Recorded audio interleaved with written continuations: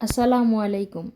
দূরেরও কাছের যে যেখান থেকে আমার আজকের এই ভিডিওটি দেখছেন, আশা করছি আপনারা সবাই অনেক ভালো আছেন।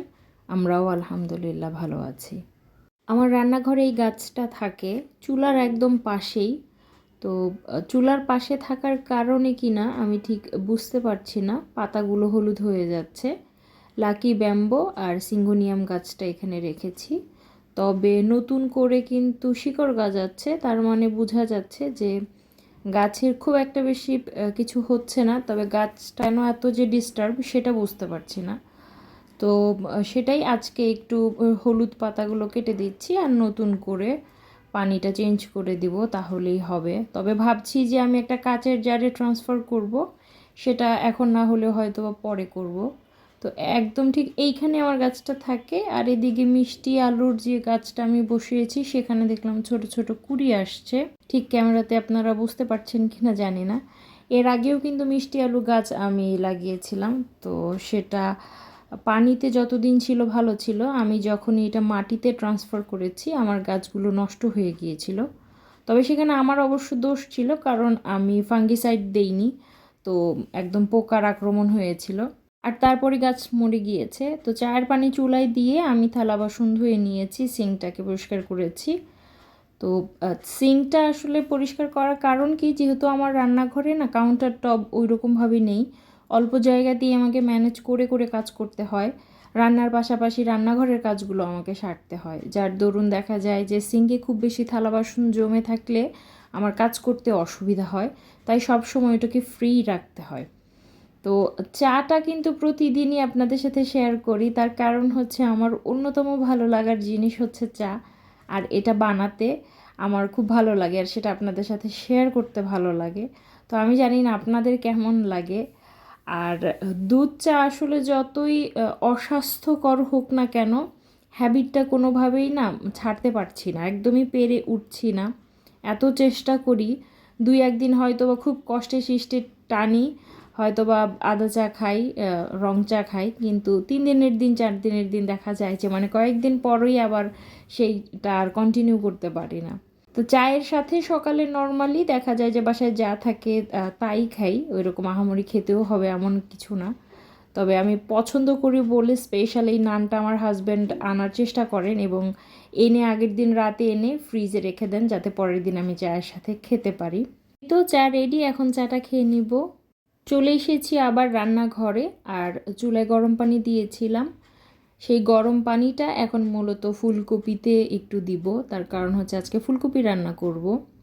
ফুলকপির মধ্যে এক ধরনের ছোট ছোট পোকা থাকে মাঝে মাঝে, সেই পোকাগুলো খালি চোখে আমরা দেখতে পারি না, আর যার কারণেই না ফুলকপিটা সিজন হোক কিংবা সিজন ছাড়া যখনই ফুলকপি রান্না করা হয় আগে গরম পানিতে 1 থেকে 2 মিনিট ভিজিয়ে রাখতে হয়, তাহলে সেই ছোট ছোট পোকাগুলো মরে যায়। আর তারপর ভালোভাবে ধুয়ে রান্না করতে হয়।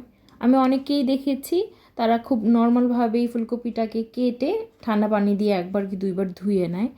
তো এটা মোটেও করা উচিত না। ফুলকপি রান্না করলে অবশ্যই গরম পানিতে একটু আগে ভিজিয়ে তারপরে রান্না করা উচিত। আমি কোনো এক্সপার্ট নই, তবে আমার যতটুকু জানার আমি সেটাই চেষ্টা করি, যারা আমার ভিডিও দেখেন আমার জানা বিষয়গুলোকেই তাদেরকে জানানোর চেষ্টা করি। হয়তোবা এমন হতেই পারে যে যারা আমার ভিডিও দেখছেন তারা হয়তোবা সে বিষয়টা জানেন না, জানলেন আপনাদের উপকারে আসলো, এজন্যই আর কি। কোনো স্কলার তো আর আমি না, জ্ঞান সম্পন্ন মানুষ না। তো সব জানতা ধরনের লোক আমি না। আমার জ্ঞান খুবই সীমিত, আমি জানি না পারি না এমন অজস্র জিনিস রয়েছে। আজকের দুপুরের আয়োজনে সিম দিয়ে ফুলকপি দিয়ে মাছ রান্না করেছি, আর পেঁয়াজের যে কলি রয়েছে সেটা দিয়ে আলু দিয়ে ভাজি করছি। তো রান্না বান্না প্রায় শেষের পথে। এখন আমার মনে হলো যে আমার একটু হালকা ক্ষুধাটাকে নিবারণ করা দরকার, কারণ অন্যান্য ঘরের কাজ রয়েছে, ঘর গোছানো, ঘর ঝাড় দেওয়া, পরিষ্কার করা, ঘর মোছা, এগুলো করব। যার কারণে আগে আমি একটু নিজেকে রিচার্জ করে নিচ্ছি। তো রান্না করতে করতে একটু হাঁপিয়ে গিয়েছি। এক চুলায় রান্না করতে হয়, অনেকটা সময় দাঁড়িয়ে থাকতে হয়, প্রচুর ধৈর্য নিয়ে আসলে কাজ করতে হয়। যারা ইনফ্রারেড ব্যবহার করে তারা জানে যে ইনফ্রারেডে কিন্তু সময়টা বেশি লাগে নর্মাল গ্যাসের চুলার তুলনায়। সো পেয়ারাটা খেয়ে আমি সেই সব টুকিটাকি কাজগুলো করে নিব। গোসলটা সেরেছি, আর গোসল সেরেছি তো তার আগে জামা কাপড় ধুয়েই আসলে গোসলটা সারতে হয়েছে। আমাদের ওয়াশিং মেশিনে প্রবলেম হচ্ছে, বেশ কয়েকদিন যাবতই আমরা হাতে কাপড় ধুচ্ছি। কাপড়গুলো মেলে দিলাম, আর এখন দুপুরের খাবার দাবারটা সেরে নিব। অনেকটা দেরি হয়ে গিয়েছে, তবুও তো কিছু করার নেই। আসলে দুপুরে খাওয়ার পর না তেমনভাবে আমার কিছু করতে ইচ্ছা করে না। সেই সকাল থেকে দেখা যায় যে বিকেল পর্যন্ত টুকিটাকি এটা সেটা কাজকর্ম, রান্নাবান্না, সংসারের এটা সেটা থাকে। তো দুপুরে খাওয়ার পর আমার শরীরটা না একদম মনে হয় কি আর চলতে চায় না, এমন একটা ব্যাপার। মানে কোনো কাজই আমি করতে পারি না। তাই খাওয়ার আগে আমি সমস্ত কাজগুলোকে করে নিই। তাই জামা কাপড়গুলো আগেই মেলে দিচ্ছি, এগুলো শুকিয়েও যাবে। আর তাছাড়া খাওয়ার পর দেখা যাবে ইচ্ছা করবে না। তো এই তো কাপড়গুলো মেলে আমি দুপুরে খাবারটা সেরে নিব। এখন বাজে সন্ধ্যা 7টা, আর ভাগ্নি যাচ্ছে হাঁটতে। ভাগ্নির আর 3টা মাত্র এক্সাম রয়েছে, তারপরেই তার টেস্ট পরীক্ষাটা শেষ হবে। তো মাঝখানে এত বেশি গ্যাপ করে দিয়েছে, একটা পরীক্ষা পরে তো প্রায় 7 দিন পর দেখা গিয়েছে যে আরেকটা পরীক্ষা। তো সে কী করবে, বোর হয়ে যায়। তো সে এখন হাঁটতে যাচ্ছে। আমার মা তেলের পিঠা বানিয়েছিল, এই যে এখন যেটা স্ক্রিনে দেখতে পাচ্ছেন, তো এটা দিয়েছিল। তো হাজব্যান্ড আর ভাগ্নি খেয়েছে, আর আমার জন্য রেখেছে, আর আমার ভাগেরটা এখন আমি খাবো। শীতকাল আমার মায়ের হাতে বানানো পিঠা ছাড়া না আমার কাছে পরিপূর্ণই মনে হয় না। তো আম্মু তেলের পিঠা বানিয়েছিল, পাটিসাপটা পিঠাও খেয়েছি, ভেজা পিঠাও খেয়েছি। তবে এবছর আর ভাপা পিঠা কিংবা চিতই পিঠাটা এখনও খাওয়া হয়নি।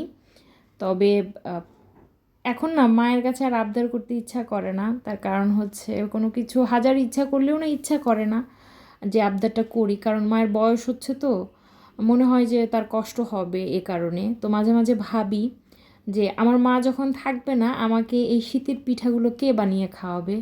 আর সবচাইতে বড় কথা হচ্ছে আমার মা এই পৃথিবী থেকে চলে যাওয়ার সাথে সাথে আমার আবদারের জায়গাটা চিরদিনের জন্য ঘুচে যাবে, এটা না আমি স্পষ্টত বুঝি।